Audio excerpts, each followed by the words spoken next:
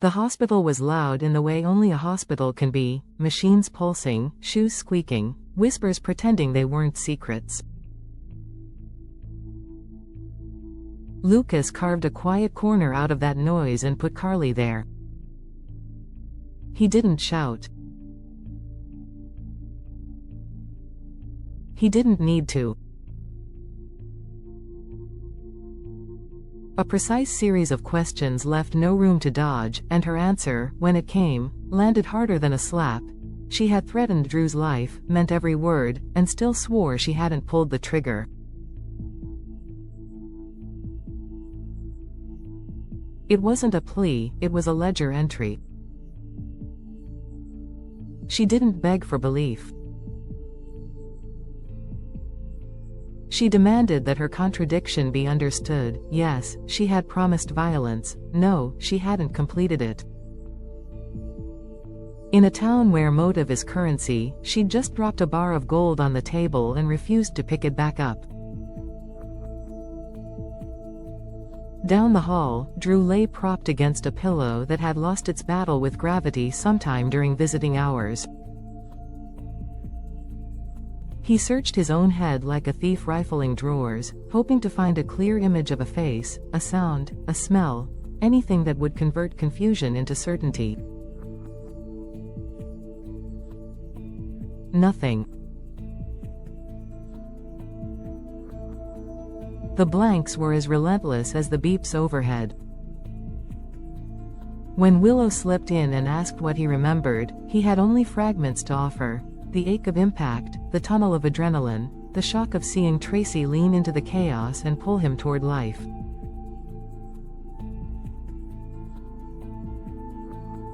The surprise on his face at that detail was genuine. Tracy, of all people. Yet the part that mattered most, who aimed, who decided, who walked away, was Fogg. He told Willow as much, and then, almost as if confessing to himself, he said the only reason the fog didn't suffocate him outright was the promise he had quietly made to her and to the children.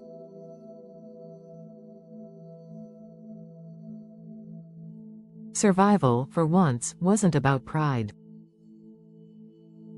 It was about staying put for the family he'd chosen. Carly blasted into that room like a storm that forgot to check the forecast. If the door had a chance to close, it wasted it.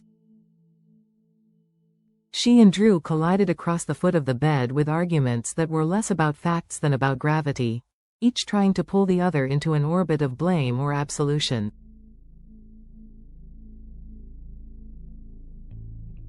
Drew delivered the line that detonated the air: if Michael hadn't been arrested yet, he would be soon. Carly bristled. Anger and fear don't share space politely, and the conversation shredded itself into overlapping accusations until she shot back out of the room, trailing static.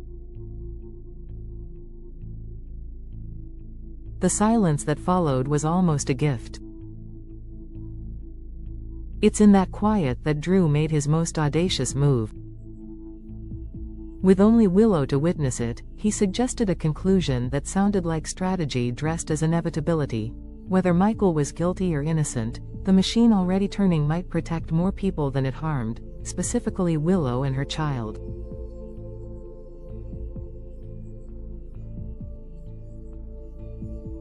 It wasn't a legal argument. It was a survival math problem. Willow, in turn, warned that there were still shadows moving beyond the hospital walls, silent hands that wanted Drew gone for reasons that had nothing to do with justice. He nodded, weighed the risk, and set it aside with a stubbornness that had both saved and ruined him in the past. Then came the pivot. Willow asked, without quite asking, whether Drew intended to maneuver the investigation by remembering at a conveniently dramatic moment. He'd told the police he couldn't recall the shooter, that much was on the record. But he raised an eyebrow and noted that painful memories have a habit of returning at precisely the wrong time.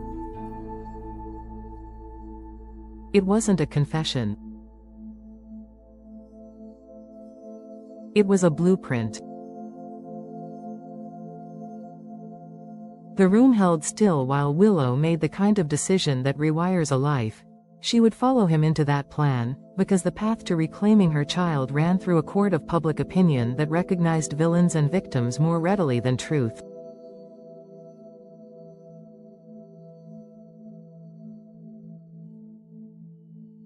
If a selective memory could tilt the scales, she would carry it like a necessary sin. Across town, the air in a modest hotel room smelled like steam and expensive soap. Dante knocked and entered on the momentum of a tip and a suspicion, only to find Michael stepping out of the bathroom, half-dressed, water shining on his shoulders, a story preloaded on his face.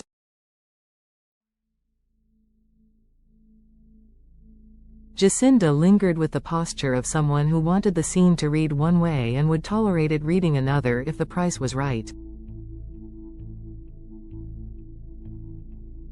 Dante did the math he always does. The last place Michael said he'd been, the timing of his appearance at the station, the sudden convenience of a witness who smiled with her eyes and kept her hands visible.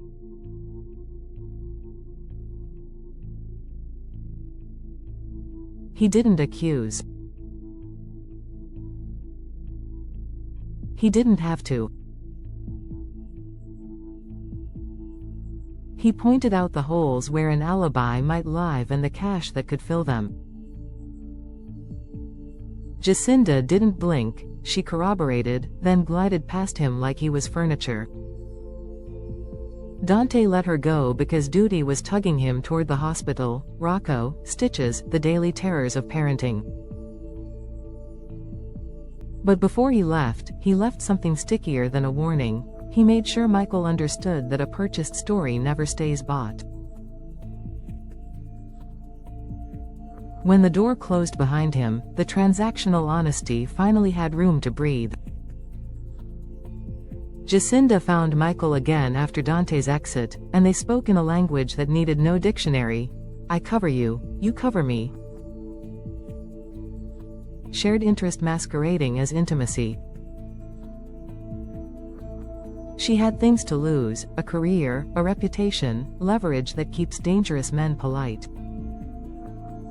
He had more immediate problems, handcuffs, headlines, a family teetering on the edge of implosion. Between them, they built a bridge out of obligation. It wasn't love and it wasn't trust, it was survival in its most elegant form, reciprocal. Carly, meanwhile, knew instinct when it clawed at her. She could feel the noose of implication tightening, and she did something rare. She walked into Anna's office before someone dragged her there. The admission was surgical. Yes, she had threatened Drew's life. No, she hadn't fired a shot. As an alibi, she offered Brennan, and even as she said the name, she watched Anna's face for a tell. Anna didn't need to perform skepticism, it lived naturally in the way she put her hands on the desk and let silence probe the gaps. Brennan lies well, she reminded Carly, and men who lie well manufacture evidence that passes casual inspections. Carly's eyes flashed with the particular rage she saves for being told she is protecting the wrong man. She stood her ground anyway. Protecting Brennan might be folly, it also might be the only move left that kept a larger storm from breaking over people she loved. The room picked up a new current as the door opened and Jason stepped in, quiet, focused, impossible to ignore. The temperature shifted. Carly's attention snapped to him. Anna's posture reassessed the board. With Jason present, every question carried a second meaning and every answer a second risk. The hospital continued its steady churn, indifferent to intrigue. In pediatrics, Rocco's stitches became a lesson in bravery and distraction. Dante's day split cleanly into halves, cop and father, each demanding perfect attention at exactly the wrong times. Down another corridor, Lulu collected fragments of information like shattered glass and tried to piece them into something that didn't cut. Nina hovered where concern meets control. Liesel, whose grief and grit often arrive in the same breath, planted herself like a sentinel beside Elizabeth, waiting for news she could endure. That's when the impossible rearranged itself into the ordinary. Britt walked in. She didn't return with fireworks or a parade. She returned with the kind of unapologetic presence that says, "I exist, deal with it." Space warped around her. People who had spent months speaking of her in the past tense felt foolish and grateful and angry all at once. Lulu's brain did the arithmetic, memorials, mourning, the acceptance that never fully accepted, and then had to subtract it all and start over. Liesel's body understood faster than her mind. A wave of shock folded her at the knees and sent her collapsing into Nina's arms. For the first time since stepping across the threshold, Britt looked genuinely unsettled. Resurrections clean up badly. What binds these moments together isn't coincidence, it's method. Carly's confession without a bullet. Drew's memory that might return on command. Willow's bargain with the part of herself that still believes in rules but recognizes that rules don't protect mothers. Michael's purchase of time in a hotel room designed to sell illusions. Jacinda's calculus that ties her safety to a man already sliding down a hill. Dante's suspicion heavy enough to leave a dent even when he's called away by a son who needs him more than justice does.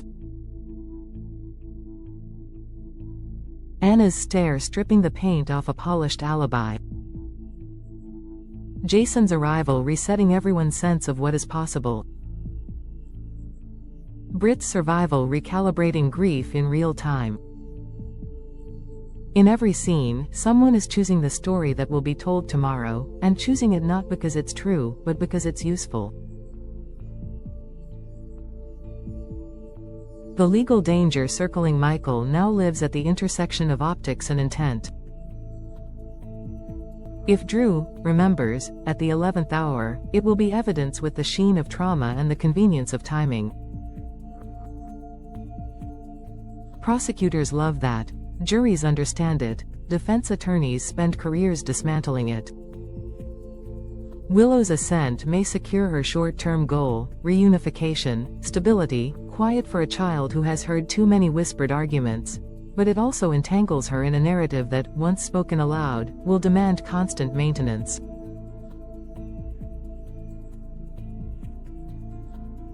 Lies are demanding house guests. They eat your food and rearrange your furniture. And then there's the other threat she mentioned, the nameless people after Drew.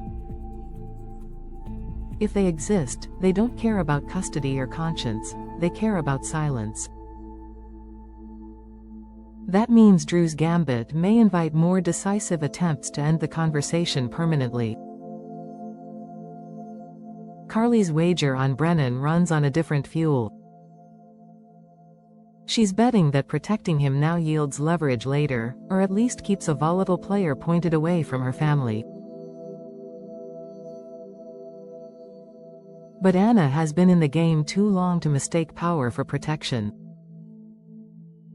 Evidence conjured out of nothing tends to evaporate under heat, and heat is Anna's specialty. Jason's presence complicates the geometry in ways both old and familiar. he can diffuse a room with a sentence and redraw an investigation with a quiet errand. He also has a way of making people around him remember the versions of themselves they liked best, and act accordingly. That could be salvation for Carly or an accelerant poured on an already smoking mess.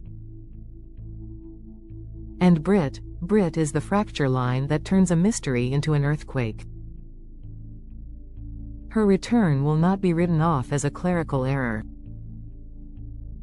People planned funerals. People said goodbye. People made choices in the wake of her death that they would not have made otherwise.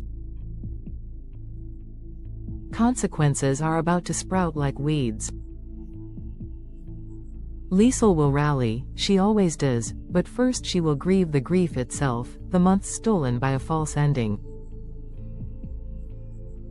Nina will try to manage what cannot be managed: gossip, press, power players wanting a private audience.